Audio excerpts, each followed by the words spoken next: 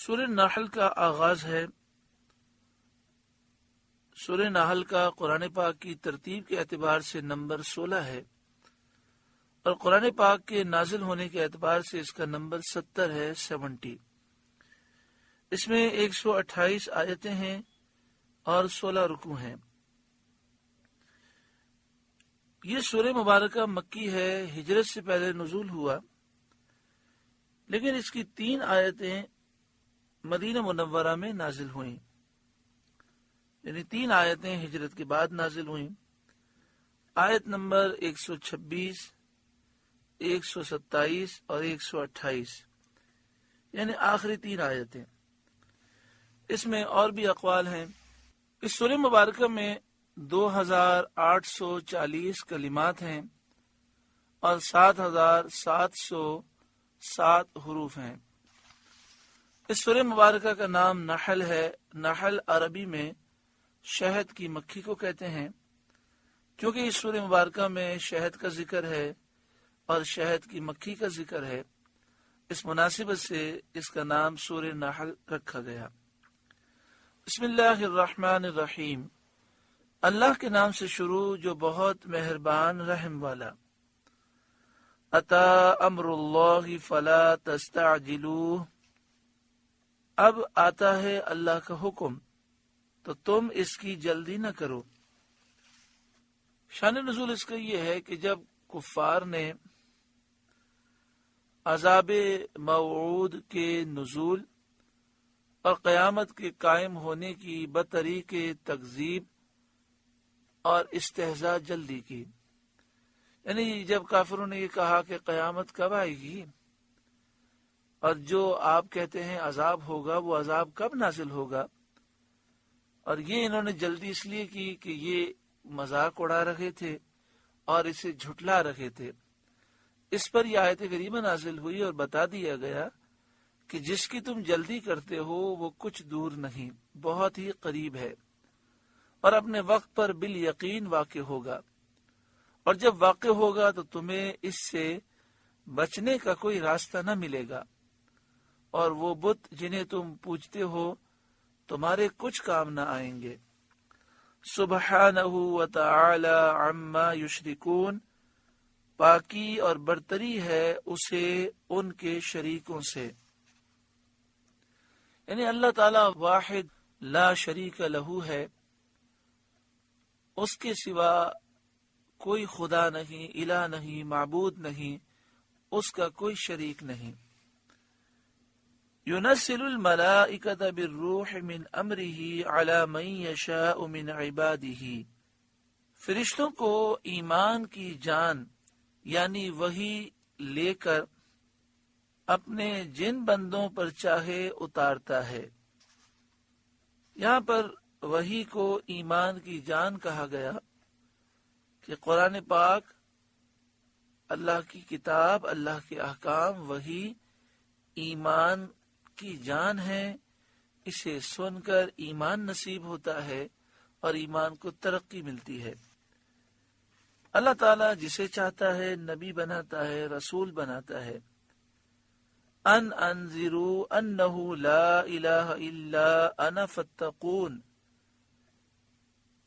کہ تم ڈر سناؤ کہ میرے سوا کسی کی بندگی نہیں تو تم مجھ سے ڈرو۔ یعنی اللہ تبارک و تعالی اپنے نبیوں کو یہ حکم دیتا ہے کہ اے میرے نبیوں، تم لوگوں کو یہ ڈر سناؤ، اے لوگوں تم اللہ ہی کی عبادت کرو اور اللہ کے سوا کسی کو نہ پوجو، کیونکہ اللہ رب العالمین نے آسمان و زمین اور ہر چیز کو پیدا کیا۔ خلق السماوات والارض بالحق، اس نے آسمان اور زمین بجا بنائے، حق کے ساتھ بنائے۔ آسمان و زمین میں اللہ کی توحید کے بے شمار دلائل اور نشان موجود ہیں۔ تعالی عما یشرکون، اللہ ان کے شرک سے برتر ہے، پاک ہے۔ خلق الانسان من نطفة فاذا هو خصیم مبین، اللہ نے آدمی کو ایک نتھری بوند سے بنایا تو جبھی کھلا وہ جھگڑالو ہے. یعنی اللہ تعالی نے پانی کی ایک بوند سے، نطفے سے انسان کو پیدا کیا، جس میں نہ حس تھی، نہ حرکت، نہ اس میں شعور تھا، نہ وہ بوند دیکھ سکتی تھی، نہ سن سکتی تھی، نہ بول سکتی تھی. پھر اللہ تعالیٰ نے اس بوند کو اپنی قدرت کاملہ سے انسان بنایا، قوت و طاقت عطا فرمائی. شان نزول اس آیت کا یہ ہے کہ ابی بن خلف جو مرنے کے بعد زندہ ہونے کا انکار کرتا تھا، ایک مرتبہ وہ کسی مردے کی گلی ہوئی ہڈی اٹھا لایا اور سید عالم صلی اللہ علیہ وآلہ وسلم سے کہنے لگا کہ آپ کا یہ خیال ہے کہ اللہ تعالیٰ اس ہڈی کو زندگی دے گا؟ اس پر یہ آیت کریمہ نازل ہوئی اور نہایت نفیس جواب دیا گیا کہ ہڈی تو کچھ نہ کچھ عضوی شکل رکھتی بھی ہے. یعنی ہڈی کو دیکھیں تو کچھ نہ کچھ اس کی شکل ہے، وہ ایک عضو ہے. اللہ تعالیٰ تو پانی کے ایک چھوٹے سے بے حس اور حرکت قطرے سے تو جیسا جھگڑالو انسان پیدا کر دیتا ہے. یہ دیکھ کر بھی تو اس کی قدرت پر ایمان نہیں لاتا. پھر یہاں پر جہاں انسان کی پیدائش کا ذکر ہے وہاں جھگڑے کا بھی ذکر ہے. اس میں تنبیہ یہ ہے کہ یہ کافر اللہ کے بارے میں جھگڑتے ہیں، خیال نہیں کرتے کہ پانی کی ایک بوند سے اللہ نے پیدا کیا، جس رب نے پیدا کیا اسی کی عظمت کے بارے میں وہ جھگڑا کرتے ہیں اور اس کی عظمت کا انکار کرتے ہیں. وَالْأَنْعَامَ خَلَقَهَا، اور اللہ نے چوپائے پیدا کیے. لَكُمْ فِيهَا دِفْءٌ وَمَنَافِعُ، ان میں تمہارے لیے گرم لباس اور فائدے ہیں. کہ ان جانوروں کی نسل سے دولت بڑھاتے ہو تم، ان کے دودھ پیتے ہو، ان پر سواری کرتے ہو. وَمِنْهَا تَأْكُلُونَ، اور ان میں سے کھاتے ہو. وَلَكُمْ فِيهَا جَمَالٌ حِينَ تُرِيحُونَ، اور تمہارا ان میں تجمل زینت ہے جب انہیں شام کو واپس لاتے ہو. وَحِينَ تَسْرَحُونَ، اور جب چرنے کو چھوڑتے ہو، یعنی جب جانور وہ چارہ چرنے کے لیے جنگلوں میں جاتے ہیں پھر واپس آتے ہیں، اس میں تمہارے لیے جمال ہے، زینت ہے. وَتَحْمِلُ أَثْقَالَكُمْ إِلَى بَلَدٍ لَمْ تَكُونُوا بَالِغِيهِ إِلَّا بِشِقِّ الْأَنفُسِ، اور وہ تمہارے بوجھ اٹھا کر لے جاتے ہیں ایسے شہر کی طرف کہ تم اس تک نہ پہنچتے مگر اد مرے ہو کر. یعنی اللہ تعالیٰ نے کرم فرمایا، جانور پیدا کیے جو تمہارا بوجھ لے کر ایک جگہ سے دوسری جگہ پہنچتے ہیں. اگر یہ سواریاں نہ ہوتی تم اپنی جان کو مرنے کے قریب لے جاتے، پھر بمشکل تم ایک شہر سے دوسرے شہر سامان اٹھا کر لے جا سکتے. آج گو کہ بہت ساری سواریاں اللہ تعالیٰ نے اپنے کرم سے ہمیں عطا فرمائیں، لیکن آج بھی جانوروں کی اہمیت ہے. پوری دنیا میں ایسے کئی پہاڑی علاقے ہیں، کئی ریگستانی علاقے ہیں کہ جہاں پر ہماری افواج بھی وہ گھوڑوں کو، اونٹوں کو، جانوروں کو استعمال کرتی ہیں. پوری دنیا میں ایسے کئی علاقے ہیں جہاں جانور کے بغیر سامان کو منتقل کرنا ممکن ہی نہیں ہے. ان ربکم لرؤوف الرحیم، بے شک تمہارا رب نہایت مہربان رحم والا ہے کہ اس نے تمہارے نفع اور آرام کے لیے یہ چیزیں پیدا کی. والخیل والبغال والحمیر لترکبوها وزینہ، اور گھوڑے اور خچر اور گدے کہ ان پر سوار ہو اور زینت کے لیے.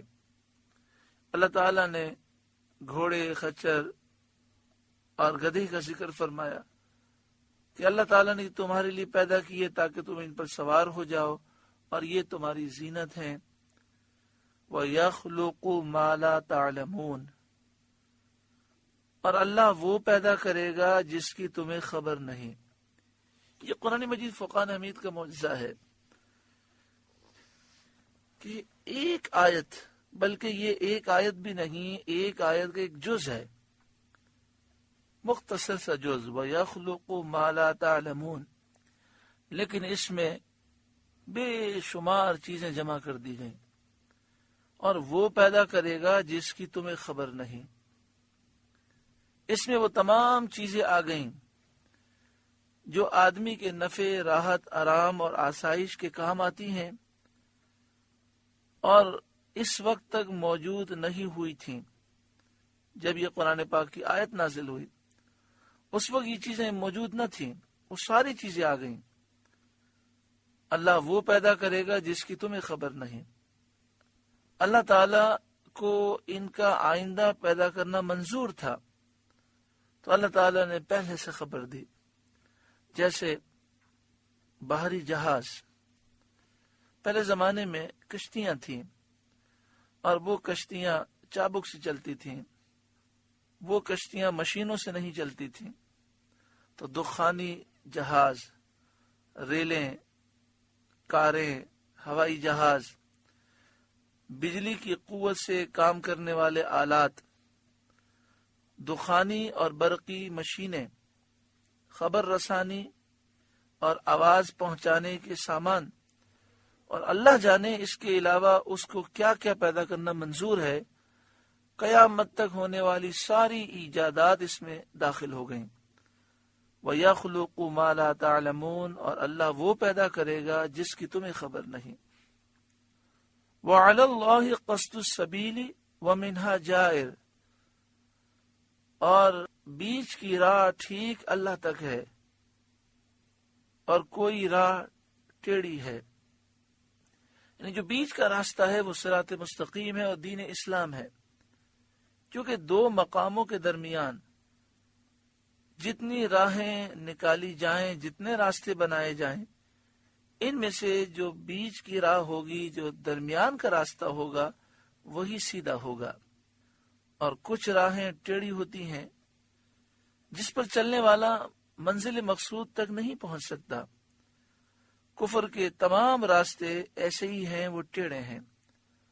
وَلَوْ شَاءَ لَهَدَاكُمْ أَجْمَعِينَ، اور اگر اللہ چاہتا تو تم سب کو راہ پر لاتا، تم سب کو سیدھی راہ پر لے آتا، لیکن اللہ تعالیٰ نے جبر نہیں فرمایا، بلکہ دنیا کو دارالامتحان اور دارالعمل بنایا، دونوں راستوں پر چلنے کا اختیار دیا۔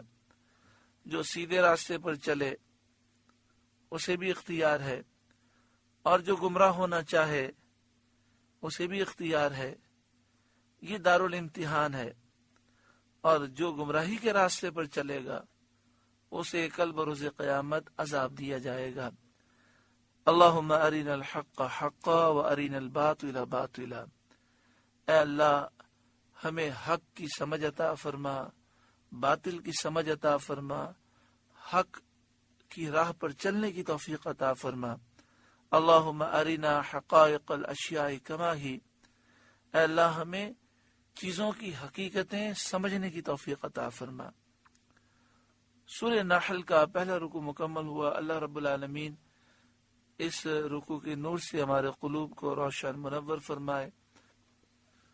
آپ سے گزارش ہے کہ قرآن کے اس پیغام کو آگے پہنچا کر ثواب جاریہ حاصل کریں۔